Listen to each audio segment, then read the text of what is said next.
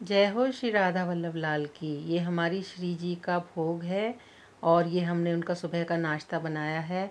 खरबूजे अभी मार्केट में नए नए आए थे। जब भी कोई नया फल या कोई नई मिठाई आती है सीज़नेबल, तो सबसे पहले हमारे श्री जी को हम लाते हैं और उन्हें भोग लगाते हैं। वैसे तो हमारे घर में हर चीज़ का भोग पहले उनको लगता है। ये हमने बेसन की कतली बनाई है। ये हमारे लड्डू गोपाल जी को बहुत ही प्रिय है। ये भाव की पूजा है, भाव की सेवा है। जब आप इस तरह से उनको लाड़ करेंगे तो आप पर वो भी लाड़ करेंगे और ज़्यादा लाड़ करेंगे। संसार के सेवा तो हमें कार्य के रूप में करनी है, लेकिन उसमें हमें रमना नहीं है, श्री जी में रमना है। जय श्री राधा। राधे राधे। आज हम भोग के विषय में बात करेंगे कि हमें भगवान का भोग क्यों लगाना चाहिए। बहुत से लोग ये प्रश्न करते हैं कि भाई हम भगवान जी को भोग क्यों लगाएं या इससे क्या होगा। मैं आज आपको उसके दो कारण बताऊंगी। पहला कारण तो ये है कि आध्यात्मिक लाइन में तो बहुत जरूरी है ही। पूजा पाठ जो लोग करते हैं उनके लिए तो ये आवश्यक है ही। जो लोग पूजा पाठी नहीं भी हैं, जो ईश्वर को नहीं भी मानते, वो उनके लिए भी ये बहुत ज्यादा अच्छा है। पहले मैं आपको पूजा पाठी लोगों के बारे में बताऊंगी कि जो भगवान की भक्ति में रत हैं उनको भोग की क्या आवश्यकता है और भोग से उन्हें क्या प्राप्त होता है, मैं ये बताऊंगी। अगर आपने मेरे चैनल को अब तक सब्सक्राइब नहीं किया है तो कर लीजिए। मैं बहुत अच्छी अच्छी कथाएं बताती हूँ और एक बेल आइकन को दबा दीजिए, अच्छा सा कमेंट कीजिए। अच्छी अच्छी कथाएं जानने के लिए मैं आपको बहुत अच्छी अच्छी गीता की, भागवत की, रामायण की जो मैं अध्ययन करती हूँ, जितना मुझे श्री जी ने ज्ञान दिया है, मैं आपको बताने की पूरी कोशिश करती हूँ। तो आइए आज हम बताते हैं कि भोग का हमारे जीवन में क्या विशेष महत्व है।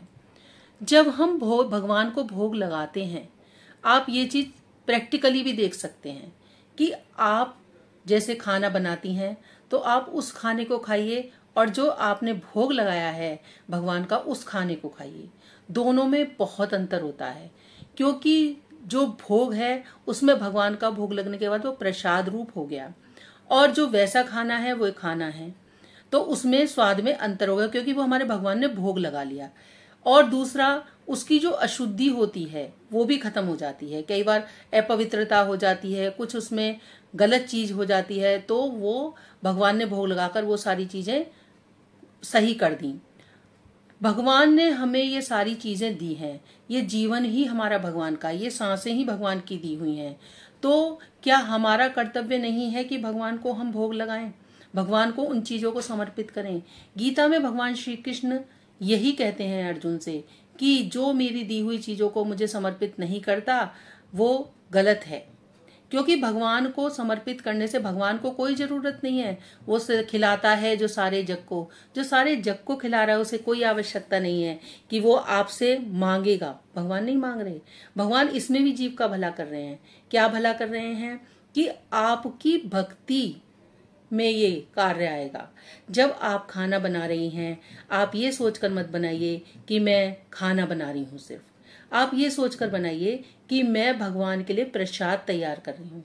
जब आप ये सोचकर खाना बनाएंगी तो आप देखिएगा कि एक तो आप आटा मल रही हैं, तो आप जो भी काम कर रही हैं, सब्जी काट रही हैं, खाना बना रही हैं, आपका हर समय चिंतन वही रहेगा। तो इससे आप एक तो आपकी पूजा हो गई और एक आप देखेंगे उस खाने में टेस्ट कितना आएगा।